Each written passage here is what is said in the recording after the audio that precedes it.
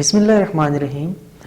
Receptor pathways discuss कर रहे थे कि हार्मोन्स किन पाथवेज के जरिए अपने टारगेट सेल तक पहुंचते हैं। प्रीवियस लेक्चर में हमने जीएस पाथवे के बारे में पढ़ा था।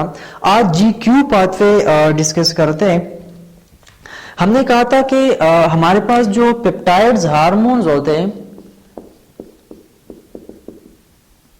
पेप्टाइड्स हार्मोन्स, तो ये हार्मोन्स हमारे पास दो तरह के पाथवेज के जरिए अपने टारगेट सेल तक जाते हैं और वहां अपने एक्शंस परफॉर्म करते हैं। एक हमने जीएस पाथवे के बारे में पढ़ा था और आज हम जीक्यू पाथवे डिस्कस करेंगे। प्रीवियस लेक्चर में हमने जब जीएस पाथवे डिस्कस कर रहे थे तो उसमें हमने एग्जाम्पल के तौर पे यहाँ पे एपिनेफ्रिन हार्मोन लिया था। आज जीक्यू पाथवे के बारे में पढ़ते तो यहाँ लेट सपोज हम यहाँ पे लेते हैं ऑक्सीटोसिन। यहाँ पे हम हार्मोन ऑक्सीटोसिन को लेंगे।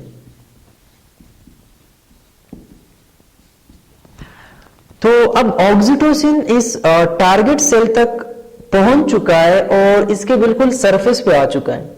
हमने ये पढ़ा था कि जो पेप्टाइड्स हार्मोन्स होते हैं ये हमारे पास वाटर सॉल्युबल होते हैं और जो टारगेट सेल का जो सेल मेम्ब्रेन होता है ये हमारे पास फॉस्फोलिपिड से बना होता है। तो पेप्टाइड्स हार्मोन्स के लिए एक्स्ट्रा सेलुलर रिसेप्टर का होना लाजमी है। रीजन इसके यही है कि एक तो जो पेप्टाइड्स हार्मोन्स होते हैं ये साइज में लार्ज होते हैं और दूसरा हमारे पास सेल मेम्ब्रेन जो होता है ये फॉस्फोलिपिड से बना होता है। तो ये डायरेक्टली बगैर किसी रिसेप्टर के अंदर नहीं जा सकते। तो इसके लिए एक्स्ट्रा सेलुलर रिसेप्टर होना यहाँ लाजमी है। इस रिसेप्टर को हमने नाम दिया था GPCR, यानी जी प्रोटीन कपल रिसेप्टर। ये हमारे पास ऐसे रिसेप्टर्स होते हैं जो बाहर से हार्मोन्स ट्रैप करते हैं, यानी हार्मोन्स इसके साथ बाइंड होते हैं और अपने इंफॉर्मेशन मॉलिक्यूलर सिग्नल्स के फॉर्म में अंदर लाते हैं। तो अब ऑक्सीटोसिन जब यहाँ पहुंचता है इस सेल मेम्ब्रेन के सरफेस पे तो यहाँ पे इसके लिए GPCR स्पेशलाइज्ड रिसेप्टर प्रेजेंट होता है। तो जैसे ये इसके करीब आता है तो ये GPCR क्या करता है, इस ऑक्सीटोसिन को ट्रैप करता है, यानी ऑक्सीटोसिन इसके साथ बाइंड होता है बाहर की तरफ और ये रिसेप्टर यानी ये GPCR 7 पास रिसेप्टर में चेंज हो जाता है। 7 पास रिसेप्टर में चेंज हो जाता है और देखिए 1 2 3 4 5 6 7। सही है। तो ये क्या होता है कि ये ऑक्सीटोसिन इसका जितने भी इसके इंफॉर्मेशन होते हैं ये मॉलिक्यूलर सिग्नल्स के फॉर्म में अंदर की तरफ सेल के अंदर की तरफ एंडोसाइटोस होते हैं। और इस रिसेप्टर के बिल्कुल टेल पे जैसे हमने जीएस पाथवे में पढ़ा था, यहां पे जीएस की जगह GQ स्टिमुलेटर होता है, यानी जी प्रोटीन स्टिमुलेटर यहां पे इस रिसेप्टर के टेल या इस रिसेप्टर के बिल्कुल नीचे इसके साथ बाइंड हुआ होता है। तो जैसे ऑक्सीटोसिन मॉलिक्यूलर सिग्नल्स के फॉर्म में अंदर की तरफ आता है तो ये हमारे पास क्या होता है, स्टिमुलेट हो जाता है। जैसे ये स्टिमुलेट होता है नॉर्मली यहां पे हमारे पास क्या होती है, हमारे पास यहाँ पे GDP यानी जी प्रोटीन डाइफॉस्फेट यहां पे हमारे पास होती है। तो जैसे ये GQ स्टिमुलेट होता है, जी प्रोटीन स्टिमुलेट हो जाता है तो ये इस GDP को GTP में कन्वर्ट करता है, मतलब इसके साथ एक और फॉस्फेट मॉलिक्यूल ऐड कर देता है और यहां पे इसके साथ बाइंड हो जाता है। तो अब ये क्या है, GTP के फॉर्म में होगा। जब इसके साथ बाइंड होता है तो GQ और GTP आगे की तरफ जाते हैं और सेकेंड मैसेंजर सिस्टम में एंटर होने लगते हैं। और हमने प्रीवियस लेक्चर में सेकेंड मैसेंजर सिस्टम के बारे में पढ़ा था कि हमारे पास इफेक्टर एंजाइम होते हैं और जैसे ही GS वहां पे या हमारे पास यहाँ पे GQ जाता है, तो जितना भी इंफॉर्मेशन इसके साथ होता है ऑक्सीटोसिन के हवाले से, वो इस इफेक्टर एंजाइम को ट्रांसफर कर देता है। तो ये क्या होता है कि GQ GTP के साथ इस इफेक्टर एंजाइम की तरफ जाता है, और यहां पे क्या होता है कि GQ प्लस GTP इसके साथ, इस इफेक्टर एंजाइम के साथ बाइंड हो जाती है। वहां पे हमारे पास जो सेकंड मैसेंजर सिस्टम था, जब हम GS पाथवे पढ़ रहे थे, तो वहां पे हमारे पास ये इफेक्टर एंजाइम का नाम जो था वो एडेनाइलेट साइक्लेज था। यहां पे हमारे पास GQ पाथवे में इसका नाम जो है वो अलग है, इसको हम नाम देते हैं फोस्फोलाइफेज। फोस्फोलाइफेज ये हमारे पास यहाँ पे क्या है, सेकंड मैसेंजर सिस्टम में इफेक्टर एंजाइम है। तो जैसे ही GQ और GTP के साथ बाइंड होते हैं और ये फोस्फोलाइफेज एक्टिव होता है, स्टिमुलेट हो जाता है, तब यहाँ पे इस आप समझ ले कि इस इफेक्टर एंजाइम के बिल्कुल लेग्स में हमारे पास एक और एंजाइम होता है जिसे हम GT पेजिस का नाम देते हैं।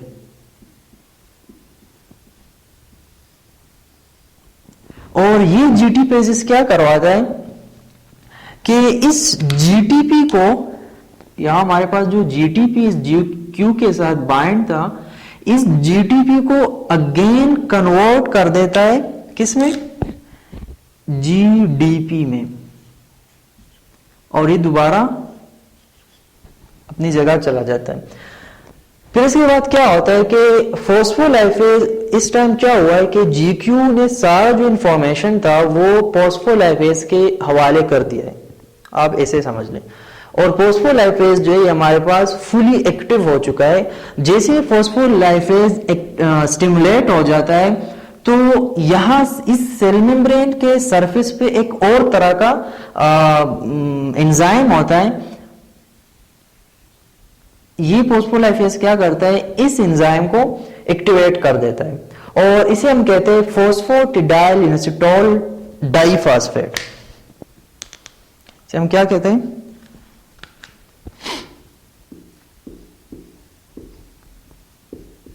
फोस्फोटिडाइल इनसिटोल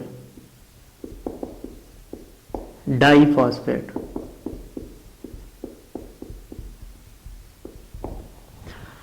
तो फोस्फोलाइफेज इस एंजाइम को एक्टिवेट कर देता है, और जैसे ही ये एक्टिवेट होता है तो ये दो तरह के केमिकल रिलीज कर देता है। एक को हम नाम देते हैं डाइइथाइलग्लाइसरो, मतलब DAG, और दूसरा ये जो एक्टिवेट करता है, देखें जैसे फोस्फोलाइफेज स्टिमुलेट होता है, ये इस सेल मेम्ब्रेन के सरफेस पे हमारे पास दूसरा एक एंजाइम होता है, ये इसको एक्टिवेट कर देता है। जैसे ये एक्टिवेट होते हैं तो ये दो तरह के, दो डिफरेंट टाइप्स के केमिकल रिलीज कर देता है। एक को हम DAG मतलब डीइथाइलग्लाइसरो का नाम देते हैं, और दूसरे को हम इनइथाइल ट्राइफॉस्फेट का नाम देते हैं। ये हमारे पास जो है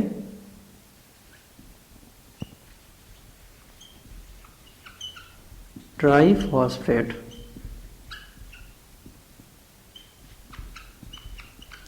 या शॉर्टली आप इसको IP3, इसका जो फार्मूला है, केमिकल फार्मूला IP3, आप इसको कह सकते हैं। तो जब ये दो तरह के ये केमिकल रिलीज कर देता है, तो हमारे पास जो DAG होता है, ये क्या करवाता है कि ये हमारे पास प्रोटीन काइनेजेस C को स्टिमुलेट कर देता है। देखिए हमने प्रोटीन काइनेज के बारे में पिछले लेक्चर में पढ़ा था कि बायोकेमिस्ट्री में प्रोटीन काइनेज हमारे पास ऐसे एंजाइम होते हैं जो हाई एनर्जी से फॉस्फेट ग्रुप की ट्रांसफॉर्मेशन को कैटलाइज करते हैं, उसको स्पीड अप करते हैं। सही है। तो जैसे प्रोटीन काइनेज स्टिमुलेट होते हैं हमारे पास फॉस्फोराइलेशन प्रोसेसेस स्टार्ट हो जाते हैं। यानी फॉस्फोराइलेशन प्रोसेसेस वो प्रोसेसेस होते हैं कि हमारे सेल के अंदर जितने भी प्रोटीन एक्टिविटीज हो रहे होते हैं, अगर हमारे पास यहाँ पे जैसे पिछले लेक्चर में हमने बात की थी, अगर सोडियम चैनल बन रहा है, अगर पोटाशियम चैनल बन रहा है, अगर कैल्शियम चैनल बन रहा है, इसी तरह अगर ट्रांसक्रिप्शन प्रोसेस हो रहा है या हमारे पास सेल ग्रोथ कर रहा है, या और अगर 6 फॉस्फेट हमारे पास पायरुविक एसिड में या पायरुवेट में कन्वर्ट हो रहा है, तो ये जितने भी एक्टिविटीज हो रहे होते हैं इन प्रोसेस को हम फॉस्फोराइलेशन का नाम देते हैं। यानी इस टाइम हमारा जो न्यूक्लियस होता है, ये जो कंट्रोल रूम होता है वो फुली एक्टिव होता है और ये सारे एक्टिविटीज देख भी रहा होता है और कर भी रहा होता है। सही है। तो डीएजी फॉस्फोराइलेशन की तरफ जाता है। इसी तरह जो IP3 होता है, यानी जो इन ट्राइफॉस्फेट होते हैं, ये क्या करते हैं कि हमारे टारगेट सेल का जो साइटोप्लाज्म होता है, इसमें हमारे पास ये हमारे पास है एंडोप्लाज्मिक रेटिकुलम जो ऑर्गेनेल है। इस एंडोप्लाज्मिक रेटिकुलम के पास आता है क्या IP3, और ये भी डायरेक्टली एंडोप्लाज्मिक रेटिकुलम के अंदर नहीं जा सकते। तो क्या होता है कि इन IP3 के लिए, इस केमिकल के लिए, इस एंडोप्लाज्मिक रेटिकुलम के सरफेस पे एक अलग स्पेशलाइज्ड रिसेप्टर होता है, ये इसके साथ बाइंड होता है और बाइंड होने के बाद मॉलिक्यूलर सिग्नल्स के फॉर्म में एंडोप्लाज्मिक रेटिकुलम के अंदर आते हैं। और यहां पे ये क्या करवाते हैं,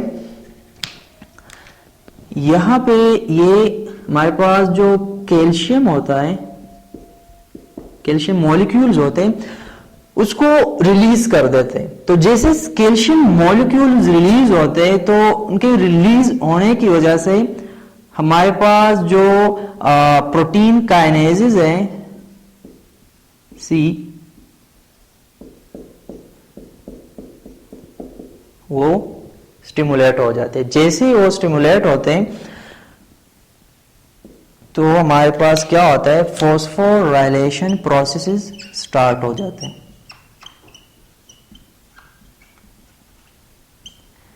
तो दो तरीकों से हमारे पास एक डीएजी मॉलिक्यूल ने फॉस्फोराइलेशन की तरफ फॉस्फोराइलेशन स्टार्ट करने में हेल्प की, और दूसरा IP3 लेकिन एंडोप्लाज्मिक रेटिकुलम में जाता है, वहां कैल्शियम मॉलिक्यूल्स रिलीज कर देते हैं, उसकी वजह से प्रोटीन काइनेजेस हमारे पास एक्टिव हो जाते हैं और फॉस्फोराइलेशन प्रोसेस स्टार्ट हो जाते हैं। तो ये जो हमारे पास था ये GQ पाथवे के बारे में था। इंशाल्लाह नेक्स्ट लेक्चर में हम स्टेरॉइड हार्मोन्स के बारे में बात करेंगे और लिटिल बिट हम GI पाथवे के बारे में भी डिस्कस करेंगे। Thank you.